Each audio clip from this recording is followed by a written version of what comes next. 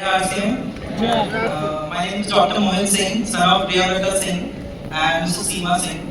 और JRCM और मैं पहले आपको आज अपने RCM के एक्सपीरियंस में जो लाइफ में देखा है RCM से जुड़ा जो भी है वो आज शेयर करता हूँ आप लोगों से। ये बात है 2001 की, जब मेरे डैड प्रिंसिपल थे, तो उसी वक्त मेरी मम्मी ने भी हमारे कारण स्कूल की शुरुआत की थी।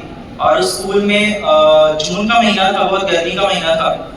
और जैसा बोलते हैं कि भगवान हर जगह नहीं हो सकते आपके लिए, लेकिन भगवान के रूप में मिस्टर बीसी छाबड़ा सर उस वक्त हमारे मम्मी के स्कूल में आए थे।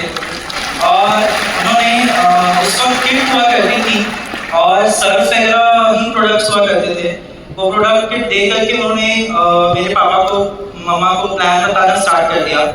और वो प्लान धीरे धीरे वो लोग समझने लगे। लेकिन उसी बीच मेरी मम्मा ने उस किट में से कपड़ा निकाल करके मिस्टर बीसी छाबड़ा सर को टोक दिया कि कपड़ा उतना पसंद नहीं आ रहा है मुझे। पर बीसी छाबड़ा सर की वो लाइन है कि आज हम स्टेज पे खड़े हैं। उन्होंने उस वक्त ये बोला कि मैडम मैं आपको सोने की खदान दिखा रहा हूँ, आप कोयला खोज रही हैं। और आज की डेट में ये मैंने सुनी बात, मुझे याद नहीं उतना, पर मुझे इतना याद है कि सर जरूर स्कूल आए थे उस वक्त। और फिर डैड ने प्लान समझना स्टार्ट किया। लेकिन ऑलरेडी सर की इतनी बड़ी बात मम्मी के बाद मन में बैठ चुकी थी, हिट कर चुकी थी। और उन्होंने उनको कन्विंस कर लिया कि प्रिंसिपल रहते हुए भी साथ साथ RCM को किया जा सकता है, क्योंकि इसमें इन्वेस्टमेंट की जरूरत नहीं है। और उनको तभी बहुत अच्छे से पता था कि हमारे पास इन्वेस्टमेंट के लिए तो कुछ नहीं था। तो कहते हैं there is nothing to lose, जब खोने के लिए कुछ है ही नहीं तो डर किस बात का। तो फिर उन्होंने इस बिजनेस को स्टार्ट किया। और फिर वो उसी बीच उनका बिजनेस अच्छे से चलने लगा। और उसी बीच DPS प्रिंसिपल के पद के रूप में वो जम्मू चले गए। और उसी दौरान बिहार में बहुत अच्छा रिस्पांस मिलने लगा। किट की सेल बहुत अच्छी होने लगी, बम्पर सेल होने लगी। और बिहार के लोगों ने, यूपी के, लखनऊ के लोगों ने काफी रिस्पांस अच्छा दिया। और धीरे धीरे बिजनेस आगे बढ़ता चला गया। और फिर उसी बीच हमारी मम्मी पापा का मेन फोकस था कि हमारे लाइफस्टाइल अपग्रेडेशन के साथ साथ हमारे एजुकेशन पे उनका बहुत ज्यादा फोकस था। और उनको हमेशा चिंता लगी रहती थी कि इतना पैसा कहाँ से लाएंगे कि बड़े बड़े स्कूलों में तुम्हें पढ़ा सकें। उसी वजह से जिस स्कूल में सर आए थे, वो मम्मी ने स्कूल स्टार्ट किया था। और फिर उन्होंने सोचा कि अब जब RCM से ठीक ठाक पैसा आने लगा, अच्छा खासा पैसा आने लगा, तो उन्होंने वो स्कूल के साथ साथ RCM को फुल टाइम किया। और DPS जब बिहार से अच्छा रिस्पांस आने लगा तो कम्प्लीटली उन्होंने अपनी जॉब को छोड़ दिया। और जॉब को छोड़ने के बाद फुल टाइम RCM में आ गए। और 7-8 साल के अंदर ही उन्होंने रूबी पिन अचीव कर लिया था। और धीरे धीरे हमारी लाइफ चेंज होती चली गई और हमें पता ही नहीं चला कब हमारा टाइम आ गया कॉलेज जाने का। और लेकिन उसी बीच जब वो RCM बिजनेस फुल टाइम करने लगे थे, तो ना दिन देखा, ना रात देखा, ना दिवाली देखी, ना होली देखी। तो उनकी वजह से ही हम, जब उन्होंने 7-8 साल लगातार मेहनत की और दिवाली में नहीं घर आते थे, तो हम लोग को लगता था नहीं आते पापा, घर में नहीं मनाते हैं। लेकिन उसके 3-4 साल के अंदर दिवाली की तरह मनाने लगे, होली की तरह मनाने लगे। ये सब कुछ RCM की बदौलत हुआ। और ये सारा श्रेय जाता है founder mister TC Chhabra sir को। आई होप कि मैसेज तक पहुंच जाएगा मिस्टर सौरभ सर के थ्रू। और all thanks to mister TC Chhabra sir, जो उन्होंने इस बिजनेस को दिया और उस वजह से ये सब हो पाया। और फिर बात आती है मेरे कॉलेज आने की। फिर उस वक्त जब मैं अपने कॉलेज के लिए फॉर्म्स वगैरह फिल कर रहा था, तो डैड की हेल्थ ठीक नहीं रहती थी। तब धीरे धीरे उनको इंजरी के कारण थोड़ा मूवमेंट डिसऑर्डर होने लगा। तो फिर हमें कहीं ना कहीं चिंता लगी रहती थी, मम्मा को चिंता लगी रहती थी कि आगे कैसे होगा।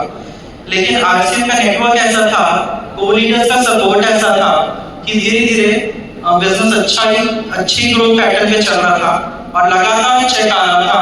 हम लोग किसी चीज की दिक्कत नहीं थी। आज मैं आपसे पूछता हूँ, कोई भी ऑक्यूपेशन आप करते हैं, प्रोफेशनल, बैंक, पोस्ट ऑफिस, कोई भी government, central government, state government job, कौन सा ऐसा ऑफिस है जहां आप 5 साल नहीं जाते हैं तो आपको सैलरी देता है? आप तो एक दिन नहीं जाओगे, अगले दिन आपको पूछ देगा आपका बॉस कि आप कल क्यों नहीं आए थे।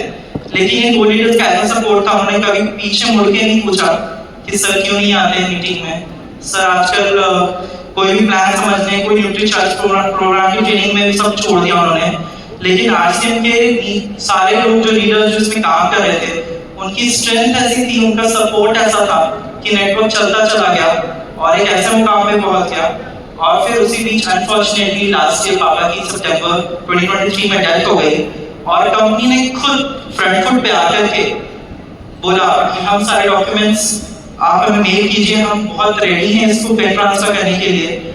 और उन्होंने खुद इस फॉर्मेलिटीज में जितना भी पेपर वर्क था, कंपनी के जितने भी सारे एग्जीक्यूटिव्स हैं, एम्प्लॉयर्स हैं, उन सब की इसमें मेहनत लगी है।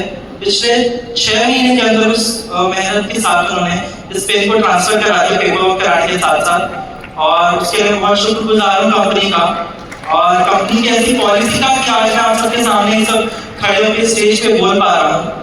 नहीं तो शायद लास्ट ईयर ही हम लोग इस कंपनी को एग्जिट कर जाते। लेकिन इस कंपनी की ऐसी पॉलिसी है कि ये next generation to generation transfer होती है। और आप लोगों से उम्मीद करता हूँ कि इसमें क्या होता है ना कि आप कुछ टाइम में ही आरसीएम जब करने लगते हैं तो फिर आपको ऐसा लगने लगता है कि पेन नहीं बढ़ रहा है, ग्रोथ नहीं हो रही है, तो फिर अब क्या करें, अब कैसे आगे बढ़ें। लेकिन मैं आपसे एक चीज पूछता हूँ कि कभी भी 1 महीने के अंदर, 6 महीने के अंदर, 1 साल के अंदर ये कोई मैजिक नहीं है, ये कोई जादू नहीं है, ये कोई क्विक मनी का साधन नहीं है कि आप लोगों को 1 महीने के अंदर पैसा आने लगेगा।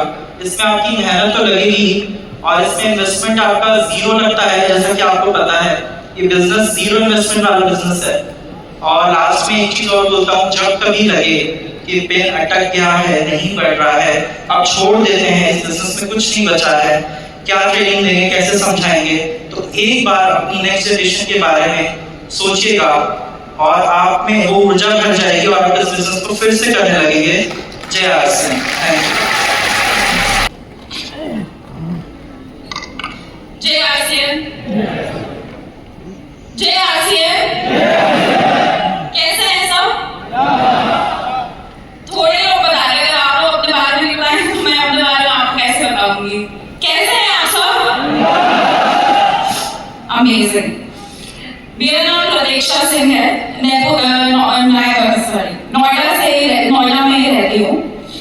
मेरे पापा का नाम मिस्टर पीवी सिंह, मम्मी का नाम मिसेस सीमा सिंह, दोनों ही आरसीएम से जुड़े हुए थे। जो मेरे पापा को जानते हैं उनको पता होगा वो डीपीएस के प्रिंसिपल थे, बहुत अच्छे एजुकेशन से थे। जहाँ गए हमेशा टॉप किया, डबल डिग्री थी उनके पास, डीपीएस के प्रिंसिपल बने ऑफ कोर्स।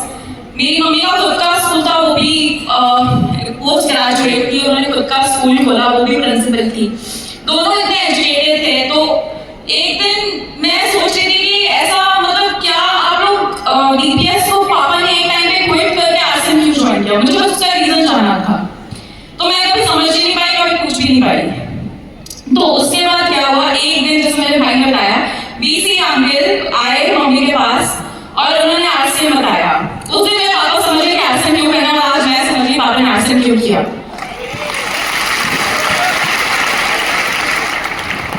आज मैं सेकंड जनरेशन यहाँ आप सबके सामने खड़ी हूँ। मैं अपने पापा के नाम के मुंह से नाम सुनी थी, बीसी अंकल का, केसी अंकल का, ठारी अंकल का, अदरी अंकल का, महावीर अंकल का, इन सब का नाम सुनती थी। और आज आप लोगों के सामने खड़े होकर बोलने का मौका मिल रहा है। मुझे लगता है कि ऐसा कोई और कंपनी कभी भी किसी और को ऐसा मौका कभी दे सकता है। प्रोफेशनली भी मैं एक सॉफ्टवेयर इंजीनियर हूँ। जब मैं छोटी थी, जब क्लास 12 में थी, तो मैंने मम्मी पापा से पूछा मम्मी पापा मैं क्या करूँ आगे। तो मेरे मम्मी पापा ने बोला बेटा जो करना है कर, जो तेरा मन है बन जा। कभी फोर्स नहीं करा कि आरसीएम करो, कभी फोर्स नहीं करा जो हम करे उसको सीखो, कभी फोर्स नहीं करा कि जो मैंने किया है उसको करो। उन्होंने मुझे बोला जो बनना है बन जाओ। तो मेरा जो मन किया मैं बन गई। तो मैं सॉफ्टवेयर इंजीनियर हूँ बाय प्रोफेशन और मैंने फिर इंजीनियरिंग कॉम्पिटिटिव एग्जाम्स दिए और सिलेक्शन के बाद मैं बैंगलोर के कॉलेज में चली गई। वहाँ से मैंने बीटेक करी और रिक्रूटमेंट में मेरी फर्स्ट जॉब अमेज़न में लगी। तो अमेज़न में मैं सॉफ्टवेयर इंजीनियर थी और अमेज़न सब जानते हैं बहुत अच्छी एमएनसी है, सब कुछ है। मेरा पैकेज बहुत अच्छा था, सब कुछ है, सब कुछ बढ़िया है, कोई प्रॉब्लम नहीं है। बट अगर 12 महीने में आप अगर 30 डेज अपने लिए निकाल लो, कुछ भी हो सकता है, जैसे हमारे साथ एक दुर्घटना घटी, उसमें अगर मुझे 30 डेज चाहिए, 60 डेज चाहिए, तो कोई कंपनी है जो देगी इतना टाइम? कोई कंपनी है जो पूछेगी नहीं कि क्या कर रहे हो, कहाँ